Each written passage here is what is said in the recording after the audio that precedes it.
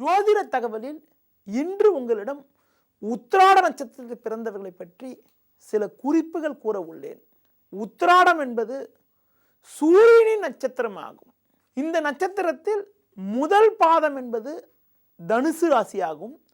2வது 3வது 4வது பாதம் என்பது மகர ராசியாகும். சூரியனின் நட்சத்திரத்தில் பிறந்ததனால் தைரியம், துணிவு, எதிலும் துணிவோடு செயல்பட்டு பல்வேறு வெற்றிகளை குவிக்கும் ஆற்றலானது இவங்களுக்கு இருக்கும். மற்றவர்களை வழிநடத்தக்கூடிய ஒரு பண்பு, பெரிய பதவிகளை வகிக்கக்கூடிய யோகமானது இவங்களுக்கு இயற்கையாகவே இருக்கும். அது மட்டும் இல்லாமல் பொதுநல பணிகளை ஈடுபடுவார்கள். சிறந்த அறிவாளி, மன வலிமை கொண்டவர்கள், நண்பர்கள் அதிகப்படியாக இருக்கும். உடன் இருப்பவர்களுக்கு உதவி செய்யக்கூடிய ஒரு பண்பானது இருக்கும். இவங்களுக்கு குடும்ப வாழ்க்கை என்பது எல்லா வகையிலும் நன்மையாக இருக்கும். உற்றார் உறவினுடைய ஆதரவானது சிறப்பாக இருப்பதற்கான வாய்ப்புகள் எல்லாம் இருக்கும். இவங்க எப்படிப்பட்ட தொழில் செஞ்சால் ரொம்ப ரொம்ப சிறப்பாக இருக்குன்னு சொன்னால், அரசு சம்பந்தப்பட்ட பணிகள், மருத்துவம், அது மட்டும் இல்லாமல் மற்றவர்களை வழிநடத்தக்கூடிய ஒரு தொழில், ரியல் எஸ்டேட் சம்மந்தப்பட்டது, கலை சம்பந்தப்பட்ட விஷயங்கள்லாம் கூட இவங்களுக்கு ரொம்ப ரொம்ப நன்மையாக இருக்கும். எப்படிப்பட்ட உடம்பு பாதிப்புகள் இருக்குன்னு பார்த்தீங்கன்னா, கண்களில் பாதிப்புகள், அது மட்டும் இல்லாமல் உஷ்ண சம்பந்தப்பட்ட உடம்பு பாதிப்புகள், லோ பிபி ஐபிபின்னு சொல்கிறாங்கல்ல, அப்படிப்பட்ட ஒரு உடம்பு பாதிப்புகள்லாம் கூட ஏற்படுறதுக்கான வாய்ப்புகள் உண்டு. இவங்களுக்கு நடக்கக்கூடிய திசாபுத்தியை பார்க்கின்ற பொழுது முதல் திசையாக சூரிய திசை நடக்கும். பொதுவாக சூரியன் ஜாதகத்தில் பலமாக இருந்து உத்திராடத்தில் பிறந்தால் ரொம்ப ரொம்ப தாய் தந்தையருக்கு நல்லா இருக்கும். சில பேர் ஐப்பசி மாதத்தில் பிறந்திருப்பாங்க.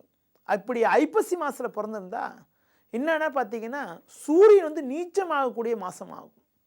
ஐப்பசி மாதத்தில் பிறந்து உத்திராடத்தில் பிறந்திருந்தா தந்தைக்கு கொஞ்சம் சோதனை கொடுக்கும், தந்தைக்கு கண்டத்தை கூட கொடுக்கறதுக்கான வாய்ப்புகள் உண்டு. மற்ற மாதத்தில் பிறந்து உத்திராடத்தில் பிறந்தால் தந்தைக்கு எல்லா வகையிலும் நல்ல யோகங்களும் அனுகூலங்களும் உயர்வுகளும் ஏற்படுவதற்கான வாய்ப்புகள் உண்டு. முதல் திசையாக சூரிய திசை நடக்கும் என்பதனால சூரிய திசை முடிகிற வரைக்கும் குழந்தை பருவத்தில் கொஞ்சம் உஷ்ண சம்பந்தப்பட்ட பாதிப்புகள் ஏற்படுவதற்கான வாய்ப்புகள் உண்டு. இவங்களுக்கு 2வது திசையாக சந்திர திசை நடக்கும்.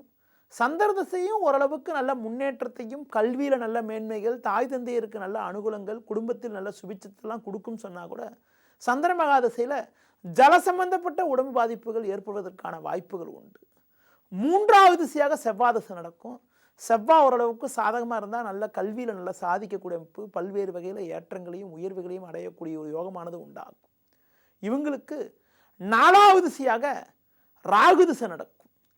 ராகு மட்டும் சாதகமாக அமைஞ்சிட்டா ராகு திசையில் இவங்களுக்கு ஒரு மிகப்பெரிய ஒரு வெற்றி இருக்கும். ஏன்னா குழந்தை, அதாவது மத்தியம வயதில் ராகு வர்றது மிகப்பெரிய ஒரு அதிர்ஷ்டகரமான அமைப்பாகும்.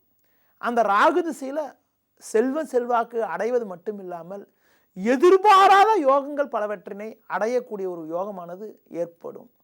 அடுத்து பார்த்தீங்கன்னா இவங்களுக்கு குரு திசை வரும்.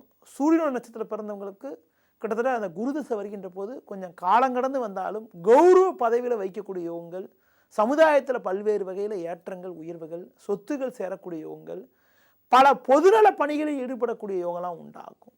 உத்திராட நட்சத்திரத்தில் பிறந்தவங்க சிவ வழிபாடு மேற்கொள்வது மிக மிக சிறப்பு. உத்திராட நட்சத்திரத்தில் பிறந்தவங்களை பற்றி சில குறிப்புகள் உங்களிடம் கூறினேன்.